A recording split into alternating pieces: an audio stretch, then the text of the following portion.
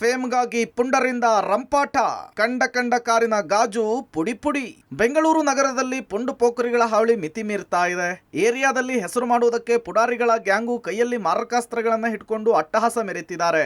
ಮೊನ್ನೆ ತಡರಾತ್ರಿ ಬ್ಯಾಡ್ರಹಳ್ಳಿ ಠಾಣಾ ವ್ಯಾಪ್ತಿಯ ವಾಲ್ಮೀಕಿ ನಗರದಲ್ಲಿ ಹೊರಗಡೆ ಪಾರ್ಕ್ ಮಾಡಿದ ಕಾರುಗಳ ಗಾಜುಗಳನ್ನ ಒಡೆದ ಪುಂಡರು ವಿಕೃತಿ ಪ್ರದರ್ಶನ ಮಾಡಿದ್ರು. ಮತ್ತೆ ಅದೇ ಗ್ಯಾಂಗು ಕಳೆದ ರಾತ್ರಿ ಅನ್ನಪೂರ್ಣೇಶ್ವರಿ ಪೊಲೀಸ್ ಠಾಣೆಯ ಮಾದನಾಯಕನಹಳ್ಳಿ ಪೊಲೀಸ್ ಠಾಣಾ ವ್ಯಾಪ್ತಿಯಲ್ಲಿ ಕಾರುಗಳ ಗ್ಲಾಸ್ ಅನ್ನ ಪೀಸ್ ಮಾಡಿದ್ದಾರೆ. ಇನ್ನು ಈ ಪುಡಾರಿಗಳ ಗ್ಯಾಂಗು ರಿಮ್ಯಾಂಡ್ ಹೋಮ್ ನಿಂದ ವಾರ್ಡನ್ಗೆ ಹೊಡೆದು ಎಸ್ಕೇಪ್ ಆಗಿರುವ ಮಾಹಿತಿಯನ್ನ ಪೊಲೀಸರು ಕಲೆ ಹಾಕಿದ್ದಾರೆ. ಇನ್ನು ಇದೇ gang Madanayakanahalli Magadi road limits ನಲ್ಲಿ ಕ್ಯಾಂಟರ್ ನಲ್ಲಿ ಮಲಗಿದ್ದ ಚಾಲಕನ ಮೇಲೆ ಮಚ್ಚನ್ನ ಬೀಸಿ ಹಣಕ್ಕೆ ಡಿಮ್ಯಾಂಡ್ ಮಾಡಿದೆ. ಹಣವನ್ನ ತೆಗೆದುಕೊಡುವಷ್ಟರಲ್ಲೇ ಲಾಂಗನ್ನ ಬೀಸಿ ಕೈ ಕಟ್ ಮಾಡಿ ಆತನ ಬಳಿ ಇದ್ದಂತಹ ಮೊಬೈಲ್ ಹಾಗೂ 5,000 ರೂಪಾಯಿ ನಗದನ್ನ ದೋಚಿ ಪರಾರಿಯಾಗಿದ್ದಾರೆ. ನಾವು ಹಳೆಬೂದೂರು ಸರ್. ಇಲ್ಲಿ ಆಲೂಗಡ್ಡೆ ಡ್ರೈವರ್ ಆಗಿ ಬಂದಿದ್ದೆ. ಆಲೂಗಡ್ಡೆ ನಿಲ್ಸ್ಬಿಟ್ಟು ಇಲ್ಲಿ ಊಟ ಮಾಡ್ಬಿಟ್ಟು ಮಲಗಿದಾಗ ಬಂದು ಒಂದು 6 ಜನ ಸೇರ್ಕೊಂಡು ಹೊಡೆದ್ಬಿಟ್ಟವ್ರು. ಆಟೋದಲ್ಲಿ ಬಂದಿರು ಸರ್. ಒಂದು 12:15 ಆಗಿತ್ತು ಸರ್. ಇಲ್ಲಿ ಕೈ ಏಟಾಗೈತೆ, ಇಲ್ಲಿಂದ ಬೆಂಜಿ ಹೊಡೆದವ್ರೆ. ಇದ್ರ ಬಂದು ಅಮೌಂಟ್ ಫೋನ್ ಎಲ್ಲ ಏನೇನಿತ್ತು ಎಲ್ಲ ಕಿತ್ಕೋಗ್ಬಿಟ್ಟವ್ರೆ. ಗಾಡಿ ಕೀ, ಅಮೌಂಟ್, ಫೋನ್ ಎಲ್ಲ ಇತ್ತು, ಎಲ್ಲ ಇತ್ಕೋ. ಅಮೌಂಟ್ ಬಂದು ಒಂದು 5,000 ಇತ್ತು.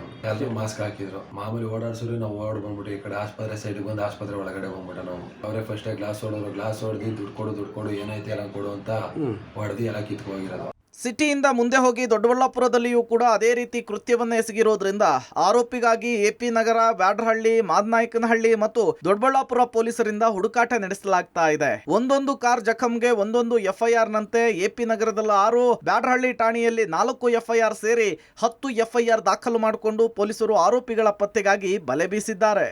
5-6 ಜನ ವ್ಯಕ್ತಿಗಳು ಕಾರ್ ಗ್ಲಾಸನ್ನು ಪಡ್ಕೊಂಡು ಬರ್ತಾರೆ. ಅದು ನಮ್ಮ ವ್ಯಾಪ್ತಿಯಲ್ಲಿ ಬರ್ತಕ್ಕಂಥ ಅನ್ನಪೂರ್ಣೇಶ್ವರಿ ನಗರ ಪೊಲೀಸ್ ಠಾಣೆಯಲ್ಲೂ ಕೂಡ ಒಂದು 6 ವಾಹನಗಳಿಗೆ ಅದನ್ನು ಕೃತ್ಯವನ್ನು ಮಾಡಿದ್ದಾರೆ.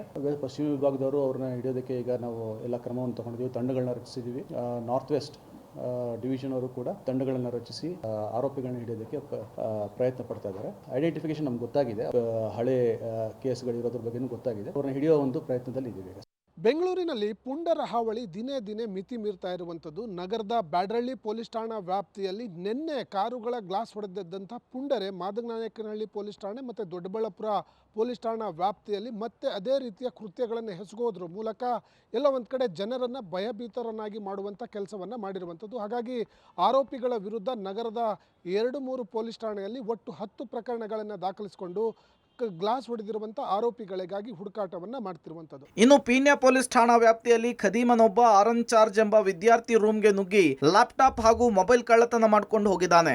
1,60,000 ರೂಪಾಯಿ ಮೌಲ್ಯದ ಲ್ಯಾಪ್ಟಾಪ್, ಮೊಬೈಲ್ ಕಳ್ಳತನ ಮಾಡಲಾಗಿದೆ. ಪ್ರತಿಷ್ಠಿತ ಕಾಲೇಜಿನಲ್ಲಿ ವ್ಯಾಸಂಗ ಮಾಡ್ತಿದ್ದ ಆರನ್ ಟಿ ದಾಸರಹಳ್ಳಿಯ ನೆಲಗೆದರನಹಳ್ಳಿ ಸ್ನೇಹಿತರೊಂದಿಗೆ ಬಾಡಿಗೆ ಮನೆ ಮಾಡಿಕೊಂಡಿದ್ದ.